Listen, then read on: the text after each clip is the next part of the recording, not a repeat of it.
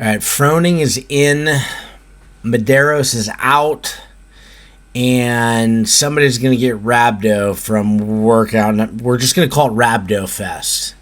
This one's called Rhabdo. Everybody's getting Rhabdo. It's not CrossFit without a little Rhabdo. I know one guy who'd get Rhabdo. And when he does wall balls, he does them on a tree. I don't think we'll be seeing much from him. But my picks for each workout, who's in at the end and who is out, what are the surprises? This is in affiliate semifinals. First, a couple housekeeping items. Right, these workouts look really fun. I think in our minds we were thinking maybe it was going to look like quarterfinals, forgetting that CrossFit HQ is not always completely stupid. Loud noises! Because they did realize that this is what leads to the CrossFit Games, and the workouts reflect such. They're going to be really fun to watch on your computer if you took the judges course. And probably only once, but more on that in a second. Actually, more on that right now. The rumor is, and this might have already been confirmed or denied, but I heard that you're only going to be able to watch the videos once if you've taken the judges course, and that you're not going to be able to pause or rewind. Now, I know that's something that the CAC has been pushing for, but I heard a rumor that that's how it's going to be. Rumors and speculation. I don't know if that's true, but that sure will make things interesting if that's the case. We're going to watch people do a bunch of snatches, 225-pound snatches, like 30 times. We're going to watch them do that like 9 times. 9 times. After this, I never want to see Heavy Isabel ever again. Everybody's doing, there's no escaping Heavy Isabel. You're all doing it. I hope you're good at it, because if you're not, it's going to be like a fifth of your score in every single semifinal that you do trying to get into the games. Being good at Heavy Isabel is an immediate advantage. Being bad at Heavy Isabel is an immediate disadvantage. There's also rumors of several very high-profile athletes that might skip in affiliate semifinals in order to focus on the in-person events now that they've seen the workouts. What are you talking about? What do you mean? You're not going to say who? I say you name names, and I say we nuke them. And that really could shake things up. Several camps are going to be bringing in AFJ judges. Cue the circus music. Hopefully they're prepared to be not a total disaster this time, and they will do the athletes justice by judging well and by actually having their certifications done. And lastly, remember not to touch your dumbbells above overhead when you're doing the overhead lunges with the 70-pound dumbbells. The dumbbells may not be pressed or held together in the overhead positions, Or it'll come for you. With a pencil. All right, workout number 1, we've got 3 ring muscle-ups, 3 back squats at 275 pounds, and a 30-foot handstand walk. You are going to add 3 of each every round. This will be a heavier workout. And my picks for this one are, on the men's side, we've got Jeff Adler with Ricky as a backup option here. I don't really have any reasons. They're just really good, and they are good at gymnastics and lifting heavy, so you really can't go wrong. You might as well just pick Adler for everything. We all know that you don't know what you're talking about. On the women's side, also not very risky. I've got Alexis Raptis, and my sleeper pick here is Kyra Milligan. Obviously, we know she's good at squatting, but she's also one of the best at ring muscle-ups, so I've got her as a potential dark horse here. All right, Kyra, that's an interesting pick. Yeah, I can see that. That's less boring. Workout number 2 is 70-pound overhead walking lunges, dual dumbbell. Dumbbells cannot touch. It's going down from 20, 18, 16, 14, etc. And you've got GHD sit-ups paired with that. Time cap is 20 minutes. Andrew Hiller said that the winner would break 11, but the winner's actually going to break 10 minutes. Shut up and take it. And it's between either Dallin and Sprague. And while Andrew's probably right about Dallin,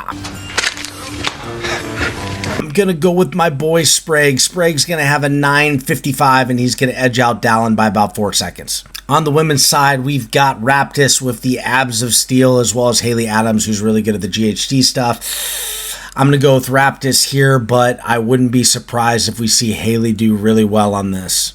Workout number 3 is Heavy Isabel again, which I'm going to get really sick of watching. My picks for this one are, I'm taking Olivia Kerstetter. Obviously, it's not just a heavy weight workout. There's a lot of fitness to it as well, but she can lift heavy weight. I think she's going to do really well and will win this event. On the men's side, I have the completely non-risky pick of Jeffrey Adler. Way to go out on a limb there, dude. Workout number 4 is 10 50-foot shuttle runs. 10 clean and jerks at 135 pounds for the men, 85 pounds for the women. And in the remaining time of these 2-minute windows, you will have max lateral burpees over the bar. 1 minute rest. You'll do this for 5 rounds. This is a really interesting one to pick. I think we're going to see somebody small and fast do really well at this, potentially somebody that we don't expect. On the women's side, I'm going with Miriam Von Rohr. And on the men's side, I'm obviously going for Austin Hatfield. What's that? Hatfield already qualified, you imbecile. All right, well, it turns out Austin Hatfield's already in, so I'm going to go with throw some balls. This workout favors somebody who's short and nimble. I'm picking Kale Lehman. I think this is a really tough one to predict. I'm going with Dallin Pepper because I think it's the best pick of all of the big names that we know who are consistently in the top 10. I actually think it's going to end up being somebody that we don't expect. Somebody potentially even outside of the top 20 overall. Okay, workout number 5 is Rhabdofest. CrossFit likes to push people past the point of exhaustion. They make fun of it with Uncle Rhabdo. Rhabdofest is 1,000 meter row, 30 toes to bar, and 6 rope climbs to 15 feet. It's an AMRAP of 30 minutes, and what you have to remember is that this is the top 1%. This is a lot more people, and this type of volume is going to absolutely chew up your midsection, and I can guarantee you that somebody other than Kale Lehman is getting rhabdo. And when he does wall balls, he does them on a tree. Because Kale Lehman's not even going to be here. He's not doing this workouts, and he's not going to have his videos, and Skylar Johnson isn't real. Oh, Skylar Johnston, won't you tell us what happened? Now, just looking at this workout and his height and his strengths, when you look at the rope climbs and the row, and even how good he was at the GHDs at Mayhem, despite the standard being a little bit easier there, I should be picking James Sprague, right? I want to be picking James Sprague, but I'm going with Hopper on this one. Hopper takes it, Sprague takes second. And then Alexis Raptis, obviously she has a phenomenal core and she's excellent at machines, so this one's a no-brainer. Raptis takes this one. Raptis has a phenomenal core. She's great at machines. Who's giving you notes, buddy? I know you don't know this stuff. As far as surprises, somebody is getting left out. There's going to be a big name that doesn't make it. There's going to be somebody who gets in that we don't expect. And I have to pick a big name that's not going to make it. And I'm picking Justin Medeiros. Oh, Justin's not going to like this. We better hope he doesn't see it. He may block us. Justin Medeiros is going to be out for the in-affiliate semifinal. He's going to take 13th, 14th, 15th, somewhere around there, and he'll qualify through NorCal. Rich Froning is in. The savior of CrossFit is ready to go. Word on the street is he's looking really fit. I bet he still does Heavy Isabel really fast. And he could potentially win workout number 5. Froning is in. He accepts his invites to the games. He heals CrossFit. He becomes CEO. And CrossFit is going to the moon. He is the one. Bottom line, I'm going to name my baby boy Richard. Yeah.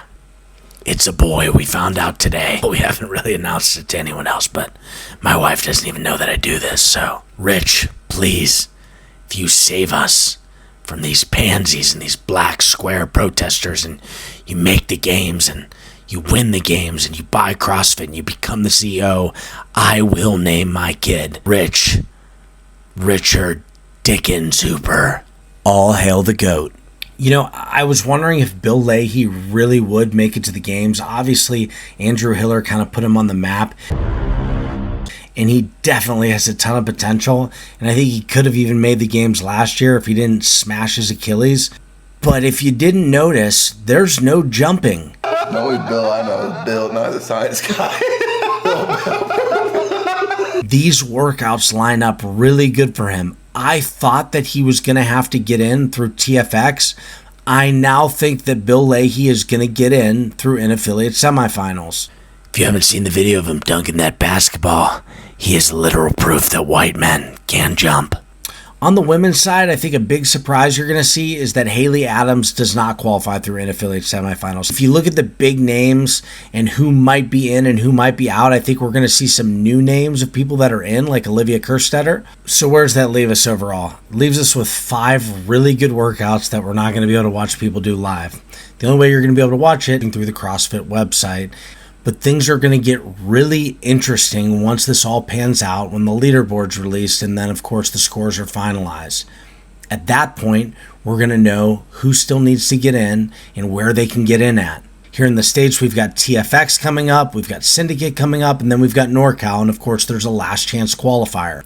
Things are going to get really dramatic. And say what you want about the complexity of the season and CrossFit always changing things, but the bottom line is, for media and for the consumer of CrossFit media who likes the game season, this is going to get really exciting. It's a lot more exciting than last year.